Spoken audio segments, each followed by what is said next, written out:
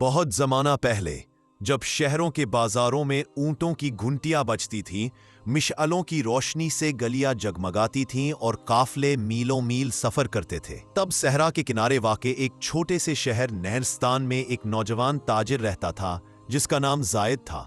जायद उम्र में तो जवान था, मगर हालात ने उसे वक्त से पहले बूढ़ा कर दिया था।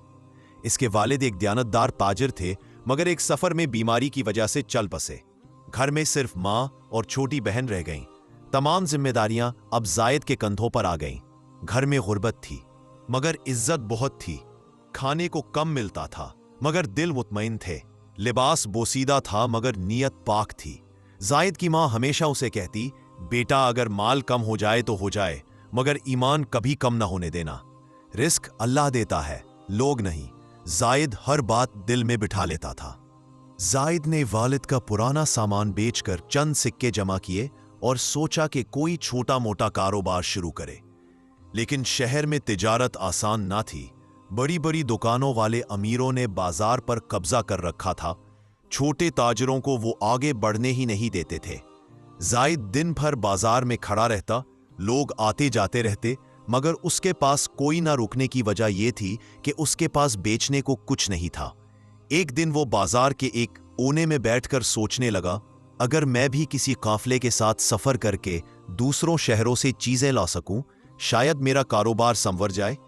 लेकिन फौरन दिल बुझ गया, मगर मेरे पास तो ऊंट भी नहीं, सरमाया भी नहीं, मैं कहां जाऊं।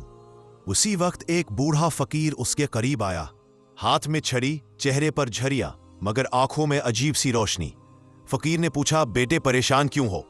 जायद ने आह भरी, जिंदगी मुश्किल है, मेरे पास कुछ नहीं सिवाय उम्मीद के। फकीर मुस्कुराया और बोला, अल्लाह के दर खुले हैं बेटा, तू हलाल कमाना चाहता है, यही काफी है। याद रख, सख्त रस्तों पर वही चलता है जिसे अल्लाह आगे बढ़ाना चाहता है। ये अल्फाज जायद के दिल में उतर गए। 2 दिन बाद शहर में ऐलान हुआ कि शाम के वक्त एक बड़ा काफला शिराज रवाना होगा। ताजिर वहां से मसाले, खुशबुएं, कपड़े और कीमती पत्थर खरीदते थे।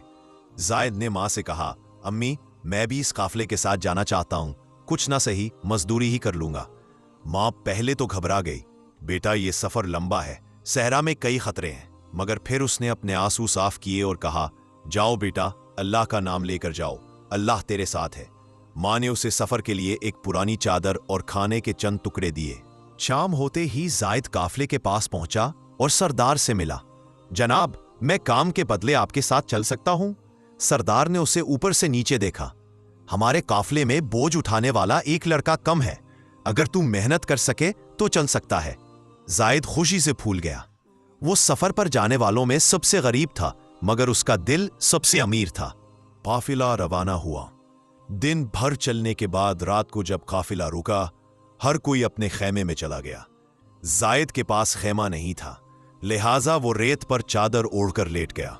रात सर्द थी, हवा में वीरानी घली हुई थी, मगर उसने आसमान की तरफ देखा।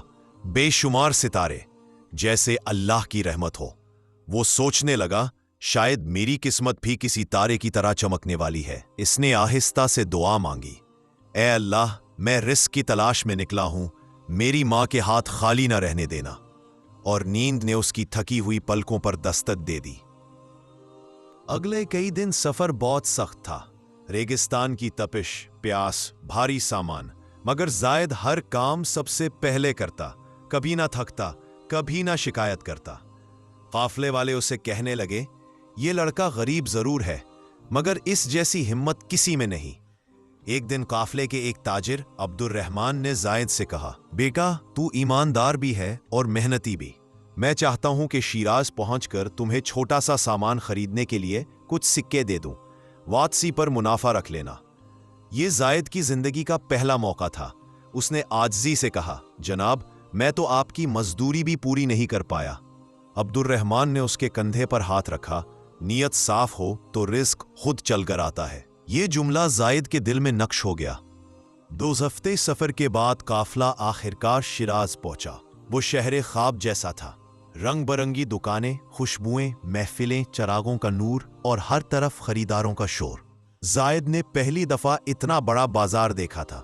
दिल धक धक कर रहा था, क्या मैं भी कभी ऐसा ताजिर बन सकूंगा? अब्दुर्रहमान ने उसे 10 सिक्के दिए और कहा, जो समझ आए खरीद लेना। जायद बहुत देर सोचता रहा।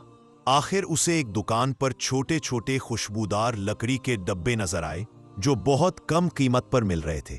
उसने सोचा, ये छोटे हैं, काफले में लादना भी आसान होगा और बेचना भी। उसने पूरी दयानतदारी से हिसाब किया, जितने सिक्के थे सारे उसी में लगा दिए। अब्दुर्रहमान ने मुस्कुराकर कहा, लगता है तुम ताजिर बनने के लायक हो। वापसी का सफर शुरू हुआ तो रास्ता पहले से ज्यादा मुश्किल निकला। एक शब घनी आंधी चली, रेत ने आंखों को जला दिया, कुछ सामान उड़ गया, ऊंट चिल्लाने लगे, बिखरने लगा। जायद ने अपनी जान खतरे में डालकर दूसरों का सामान बचाया, खुद गिरता संभलता रहा मगर मेहनत करता रहा। काफले के सरदार ने कहा, लड़के, तुम्हारी वजह से हमारा आधा सामान बच गया, अल्लाह तुम्हें तरक्की देगा। जायद खुश तो हुआ मगर दिल में दुआ की, या अल्लाह मुझे गुरूर से बचा ले, मैं सिर्फ मेहनत करना चाहता हूं। जब काफला नहरिस्तान पहुंचा तो जायद सीधा बाजार गया और अपने खुशबूदार डब्बे बेचने लगा। लोग हैरान थे, इतनी अच्छी खुशबू, ऐसा खूबसूरत डब्बा और कीमत बहुत मुनासिब। डब्बे हाथों हाथ बिक गए। जितना सरमाया था उससे 3 गुना ज्यादा मुनाफा मिला। जायद के हाथ कांपने लगे, आंखों में आंसू भर आए। या अल्लाह, ये तेरा फजल है। वो भागता हुआ घर पहुंचा। मां दुआ मांग रही थी, बहन दरवाजे पर बैठी उसका इंतजार कर रही थी। जायद ने मां के हाथ में सिक्के रखे। मां रोने लगी, बेटा, हमारे घर की खुशी वापस आ गई। जायद ने मां के हाथ चूमे, अम्मी, ये सब अल्लाह की देन है।